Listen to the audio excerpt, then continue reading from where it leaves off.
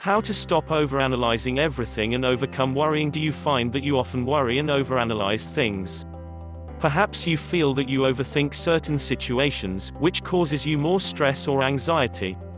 This can be quite a common occurrence for some. However, there are some things you can do that could help you to do this less.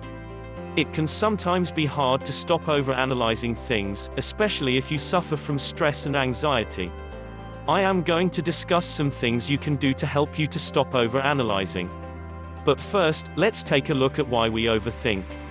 Why do some people overthink things? Many people overthink things because they are feeling anxious or stressed. However, there can be a few more reasons why overthinking happens. As humans, we can sometimes listen to our own negative self-talk. This can also happen when we worry about something. If you tend to be very critical of yourself, you may find that your inner voice can take over when it comes to certain situations. For example, you may be worrying about showing your presentation at your job. This inner voice could tell you that you will not do well, everyone will laugh at you and you'll have to leave. This is overthinking. When we overthink or overanalyze, our inner voice is usually drastic, negative and normally catastrophic when predicting what might happen to us in future situations. This normally is not what will actually happen, but the thoughts that you might have can seem very real and can cause you a lot of stress. How to stop overanalyzing everything? Overthinking can be quite hard to try to overcome. However, here are a few things you can do that may make it easier for you. Here are 6 things you can do that may be able to help you to stop overanalyzing everything. 1. Talk yourself out of it by becoming self-aware. If you can become more self-aware, you should be able to recognize when you are overanalyzing and be able to talk yourself out of it. This could mean trying to pay more attention to your thoughts and feelings. If you do this, you can start to see when you overthink and why. Once you have started to see it happening, you can try to consciously talk yourself out of it and ask yourself questions. Try and stay in the moment and ask yourself questions like, how am I feeling? Do I really need to worry? What can I do to change how I am feeling? You should hopefully be able to rationalize with yourself, understand how you are feeling, and talk yourself out of overthinking. 2. Put things into a wider perspective. Sometimes you can feel stuck when you are overthinking, often caught in a trap, and it can be very easy to keep this cycle going. When you find yourself in this trap of overanalyzing, take a breath and try to put things into perspective. If you can ask yourself, will this matter in 5 or 10 years' time, or is this going to affect me in the long term, you may be able to stop overthinking. This is because you are making yourself rationalize the problem or situation and think about the future.